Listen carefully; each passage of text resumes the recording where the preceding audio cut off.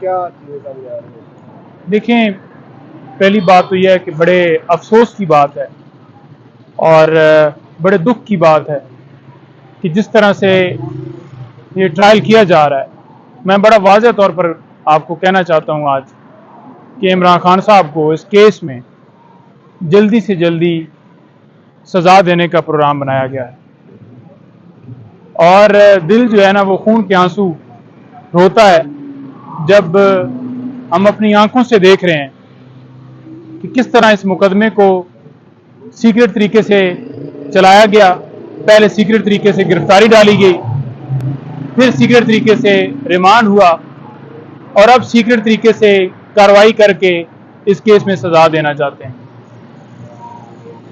Legal team को अदालत ने इजाजत दी, 12 रुकनी लीगल टीम जाएगी और केस अपना लड़ेगी।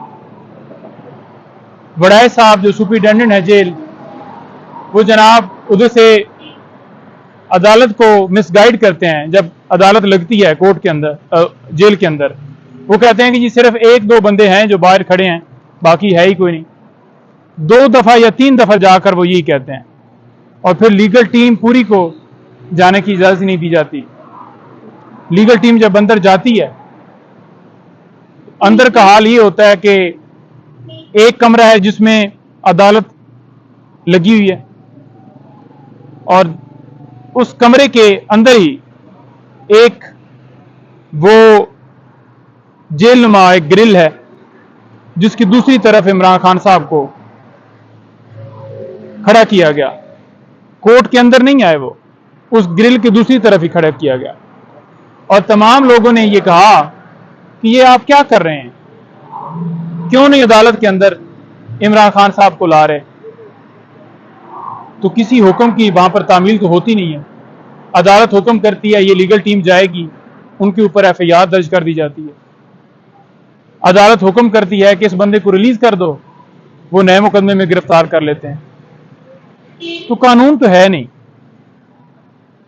आज प्रॉपर तरीके से बात करने की भी इजाजत नहीं थी वहां पर कि इमरान खान साहब से लीगल टीम बात कर सके। उनको नहीं लाया गया उस कमरे के अंदर, उस ग्रिल से बाहर ही खान साहब को रखा गया और उसी कंडीशन में रखा गया है। उनके ऊपर पाबंदियां, सख्तियां दिन ब दिन बढ़ा रहे हैं। उस सेल में रखा गया है जिसके पास ना कोई जा सकता है, ना उनसे कोई बात कर सकता है और एक लम्हे के लिए मूवमेंट के ऊपर उन्हें पाबंदी है। अवाम की आंखों में धूल झोंका जा रहा है कि बड़े जी इमरान खान साहब को रिलीफ मिल रहा है, उनकी बेल्स बहाल हो रही हैं और इमरान खान साहब जल्दी से निकल आएंगे। मैं बड़ा वाज़ेह कहना चाहता हूं कि कानूनी तौर पर एक लम्हे के लिए नहीं बैठ सकते। एक मुकदमा जेन्युइन नहीं है। ये साइफर वाला केस हमारे लिए एक बेइज्जती है, शर्म की बात है एज ए नेशन हमारे लिए कि बाहर से कोई धमकी देता है और हम उसके हुक्म की तामील करते हुए अपने वजीर आजम को भी हटा देते हैं और उसी वजीर आजम को जेल में भी डाल देते हैं। तो इनका जो प्लान है वो बड़ा क्लियर है कि इमरान खान साहब को जल्दी से जल्दी सजा दी जाए। आज नकूल तकसीम करने के हवाले से समाअत फिक्स है। हैरानगी वाली बात यह है कि 1 साल से ज्यादा टाइम लग जाता है जब चालान जमा करवाया जाता है। आम केसेस में इतनी स्पीड लगाई जा रही है, चालान जमा भी हो गया है, नकूल तकसीम करने के लिए भी डेट हो गई है, फिर फर्द जुर्म भी लगा दिया जाएगा, फिर ट्रायल मुकम्मल करके और सजा भी दे दी जाएगी। अदालत को आज हमने दरखास्त दी है कि हमारी गुजारिश है कि जेल जो है वो जेल के अंदर अदालत समाअत नहीं कर सकती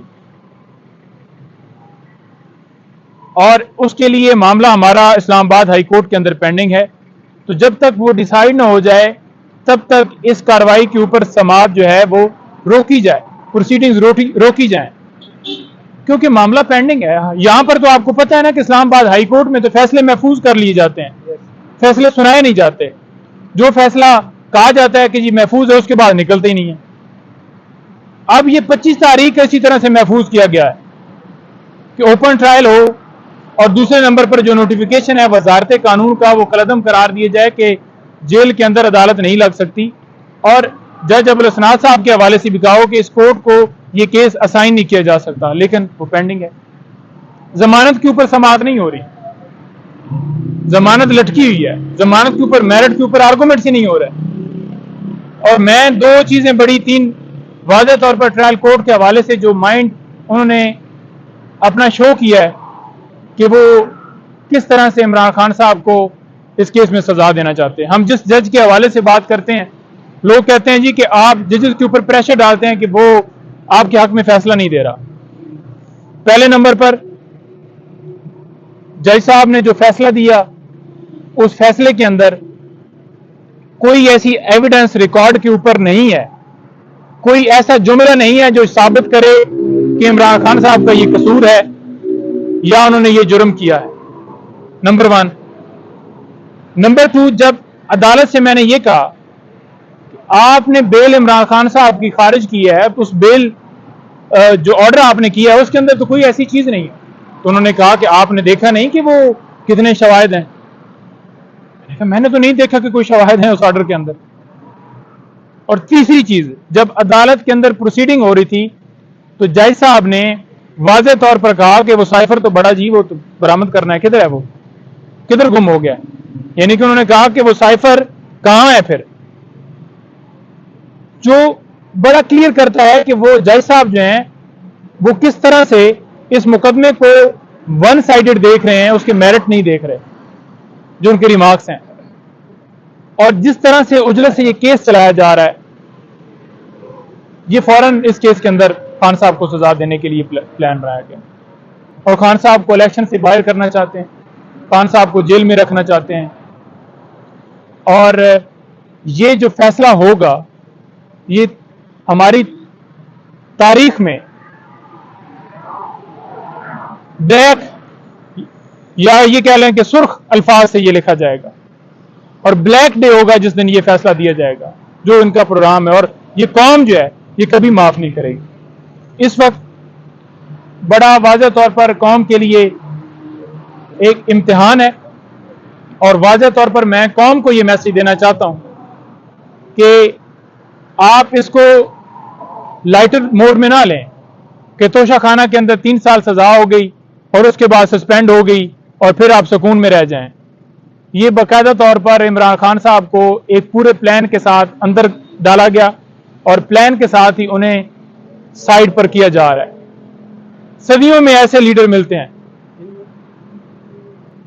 और वो लीडर जिसने मुस्लिम उम्मा का मुकदमा लड़ा, जो आप लोगों के लिए इस वक्त जेल में है, जो हमेशा आपकी बात करता है। उनकी सेहत के हवाले से जरा बता दें। बड़े रूमर्स हैं सोशल मीडिया पर कि उनको दिल की तकलीफ है, आंखों में नहीं चल के पड़े हुए हैं, या फिर वो लागर दिखाई दे रहे हैं।